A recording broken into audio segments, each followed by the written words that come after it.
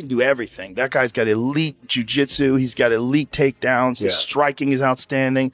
Like, I've seen a lot of heavyweight, even Francis, who's like the greatest, scariest power striker I've ever seen in the heavyweight division. No one's scarier than Francis. Francis does not move like Tom Aspinall. Tom Aspinall has just dropped terrifying new training footage that has the entire MMA world, including Joe Rogan, completely stunned. From the moment it hit the internet, fans realized this wasn't just another promo. It was something different. His speed, precision, and raw intensity in every strike were undeniable. With each movement sharp, calculated, and explosive, Aspinall isn't just preparing for a fight, he's preparing for war, and his target is none other than Ciryl Gane, one of the most dangerous and respected strikers in the heavyweight division. Significantly faster than every other heavyweight. That's a real problem. He's a heavyweight, and he's a big guy, a really big guy, but he moves so fast. And so his speed has always been like extraordinary compared to other heavyweights.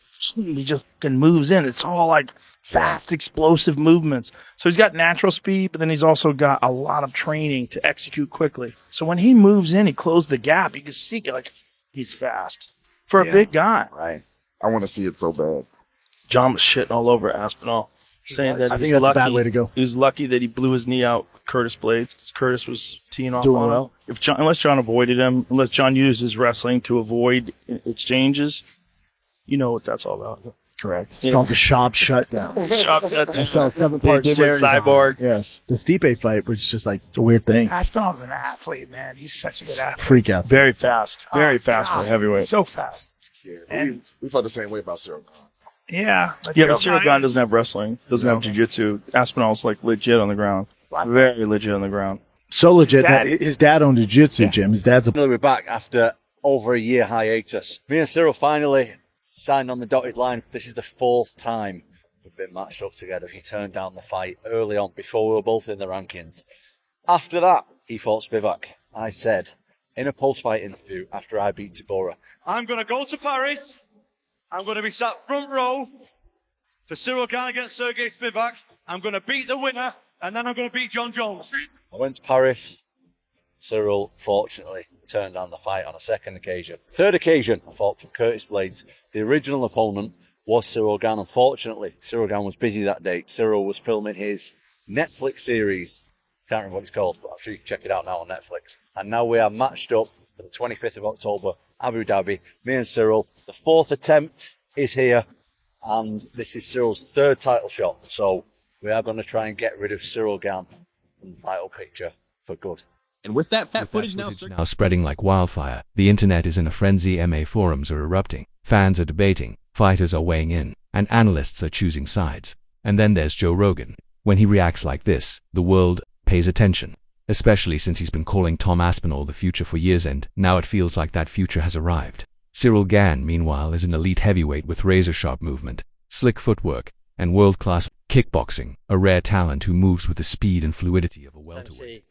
The toughest opponent yet for you. A lot of people say somebody you've not really sort of faced that type of fire in the heavyweight division. I think both me and Ciryl are we both have niche style for heavyweights. We don't fight like heavyweights, both of us. So this could be the fastest, the best moving heavyweight fight that anybody's ever seen. We're both great movers. We're both light on our feet. We're both elusive. So this is going to be great. And by the way, all this stuff that I've just said previously, we actually made a video this time last year, a little bit longer, when we found out that Manchester was going to come and there was going to be an event in Manchester. When I thought I was fighting Ciryl Gane, but he declined it, we made a video there over a year ago now. And if you don't believe me, if you don't believe it on the timeline, look, got my teeth done now. Look at the old video. You want to zoom in on them? Hold on. Got my teeth done. Let me get right in there. Got the teeth done now. When I did this video, Gane, this was Aspinall has 15 wins, and all of them are by finish. Gane is the #1 ranked heavyweight. Now, when you look at the UFC heavyweight rankings, as I say, Tom has beat most of them, and he's beat them in style, and he's knocked them all out. Curtis Blades, Sergey Pavlovich, Alexander Volkov, whoever they are, he's beaten them all up. But Ciryl Gane is a little bit different. Now, of course, Jon Jones beat Ciryl Gane in quick fashion, took him down in the first round, submitted him with a front choke. Ciryl Gane is the same as Tom Aspinall in terms of athletic ability. When I say that Tom Aspinall is a heavyweight George St. Pierre, that kind of goes to Ciryl Gane as well. The man's gigantic. He's very quick. He's agile, he's light on his feet. He could run any sport on the planet. And he's almost like George St. Pierre and Tom Aspinall in the fact that he's got all those athletic attributes and qualities, but he doesn't have the grappling. That's what cost him against Jon Jones, and that's probably what's going to cost him against Tom Aspinall. You never know. He could clip him. This is a dangerous fight. This is heavyweight MMA. But Tom Aspinall can grapple. We've seen him take people down. He's done jiu-jitsu since he was about 15 years old. His dad is going to be on his case, and that's an absolute fact. Saying, hey, you're not messing with this guy. Take him down. Show him what you can do. Show the world your grappling capability. Remember, Ciryl Gane turned Francis Ngannou into a wrestler, okay? So he's a very, very credible threat on the feet. But, of course, I do fancy Tom Aspinall to get the job done. The fact that he isn't fighting Jon Jones is insane, but we've talked about that till the cows come home, so I'm not going to bore you on that subject anymore. But just you wait. Just you wait. Jon Jones is probably going to pop up on Twitter. John accepted the fight, went to Thailand, came back, didn't want the fight. What happened? Yeah, I wouldn't say that Thailand was the end of it. You know, we were talking about it before that. But, yeah, the fight was done. We had the fight done a long time ago. So why he decided not to fight, you guys have to ask him that. Is it accurate? There's a lot of reports about figures he was offered. Is it fair to say he was offered a lot of money to take this fight? Yeah. Listen, he was offered what he deserved for that fight. Yeah. I'll just come out and ask you. Do you think he's ducking Tom Aspinall? No. Jon Jones, I said it a million times, I'll say it again. He's never ducked anybody other than that one goofy time with the Chael Sonnen thing. He's never ducked anybody. And, you know, I think the reality is whatever changed his mind with this fight, I don't know. You'd have to ask him that. But, you know, he's 38 years old. And I don't know. Do you think if it was someone like Alex Pereira, he would fight then? And it's maybe Tom that he specifically like, doesn't fancy the matchup, doesn't fancy the age difference? I don't know. I don't know the answer to these questions. Only he does. You know, we had the fight done. Listen, our job is to make the biggest fights we can make and the fights that the fans want to see. And that's what we try to do. But the minute somebody starts talking about retirement, you know my philosophy on that. Yeah. You should do it. Yeah. Did you know about the stuff that came out of Albuquerque last night? I saw it today. When I saw it today, I said, oh, everybody's going to think this is why he retired. Maybe that is why he retired. Who the hell knows, man? But, yeah, I don't know. These are all questions you got to ask him. Yeah. We had the fight done. You know, you saw me talking about it very confidently that this fight was going to happen. And then he changed his mind. Two more quick ones for me. So for Tom Aspinall tonight, he's the heavyweight champion of the world.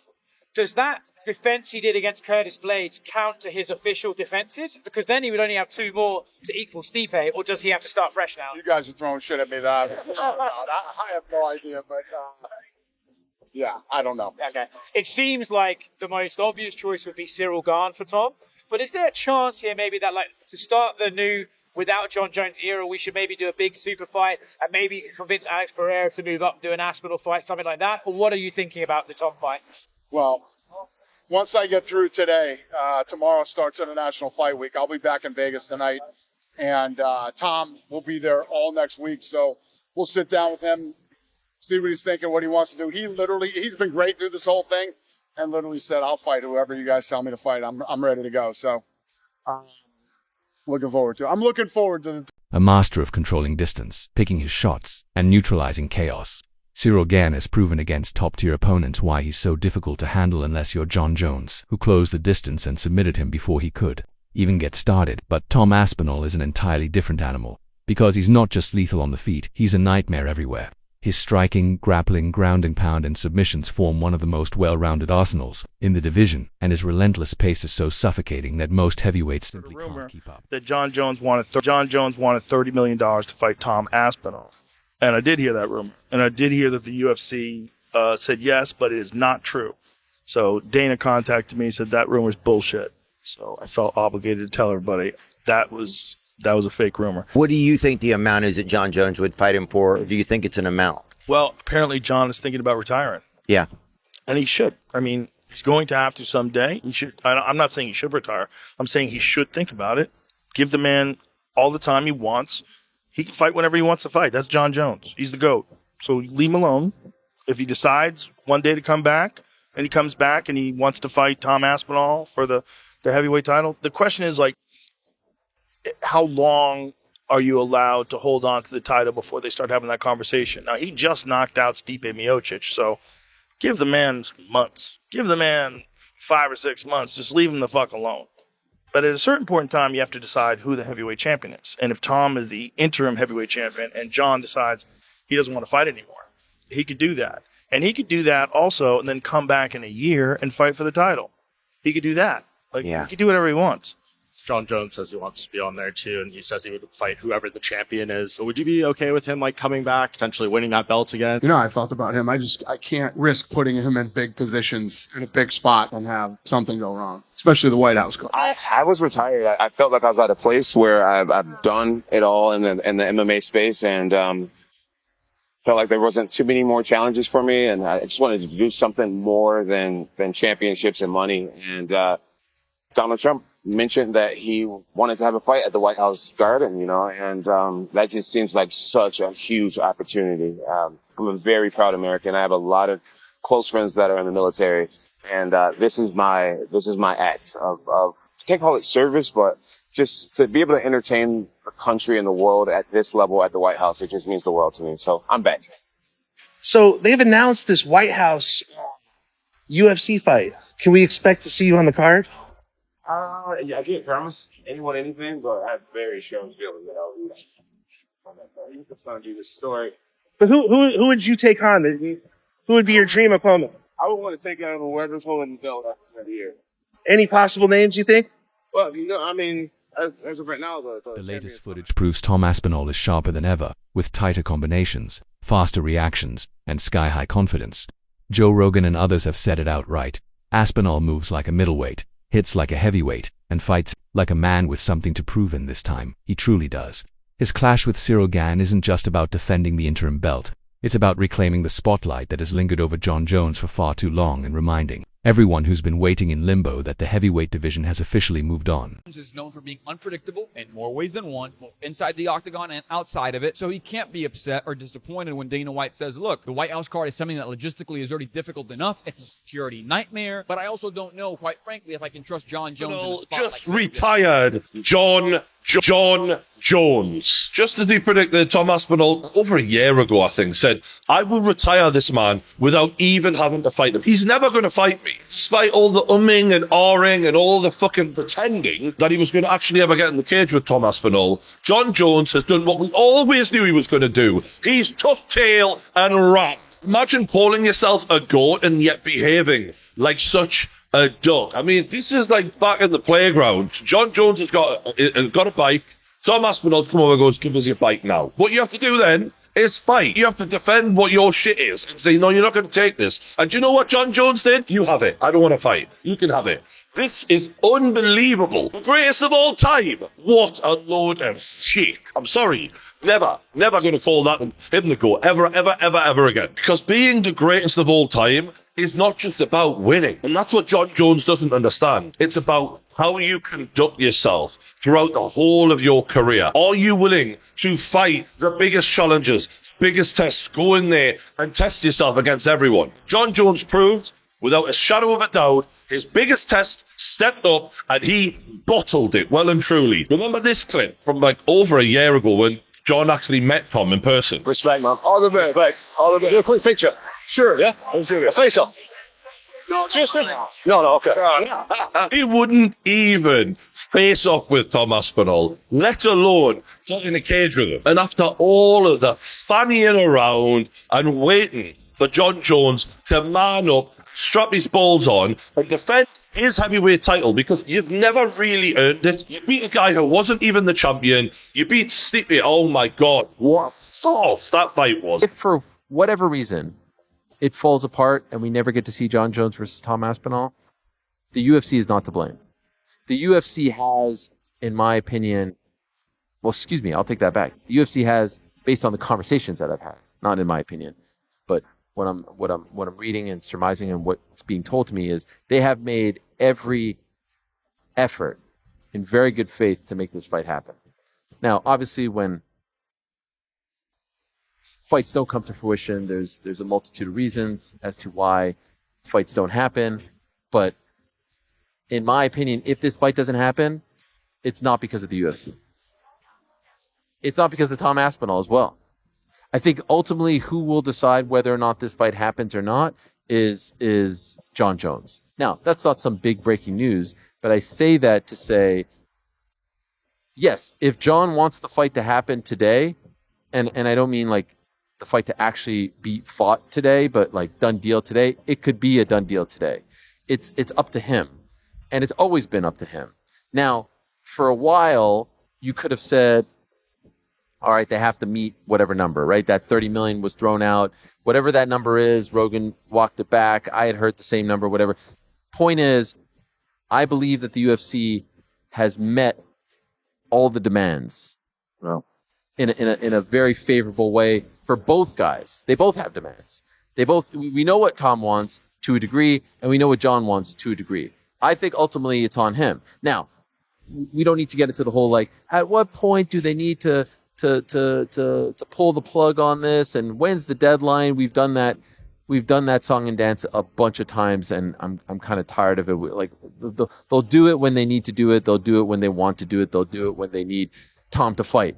If Jon isn't going to be that guy, but I think at this point there are some people who want to say, hey, the UFC didn't make Jones versus Ngannou.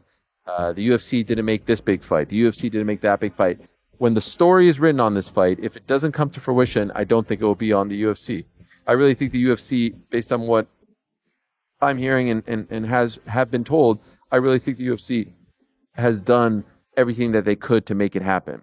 Is the fight a done deal as of right now? No, it's not a done deal as of right now. So I don't know what he's hearing. Could it be a done deal as of today at some point? Could it be a done deal in 30 minutes? Yes. But is it a done deal as of earlier today when I was doing some digging? No. So I don't know if we add that to the 0.05 or the 0.5 that PT said, but I wouldn't. Tom Aspinall has spent nearly a year waiting for Jon Jones to step up, a year filled with uncertainty, teasing retirements, silence, and false hope. While Jones stalled, Aspinall stayed ready, grinding in the gym, staying vocal, and keeping his focus razor sharp now. With Jones sidelined and removed from the White House card after Dana White deemed him unreliable, Aspinall is headlining in Abu Dhabi and carrying the torch for the new generation of heavyweight fighters. But make no mistake, Ciryl Gane is no easy fight. This is a serious, high-stakes matchup that many see as a true 50-50th. Gane has proven he can go 5 rounds. He's elusive, patient, and capable of point-fighting his way to victory if he's allowed to dictate the tempo. So make sure to subscribe to my channel for more breaking updates and fight news. Thank you.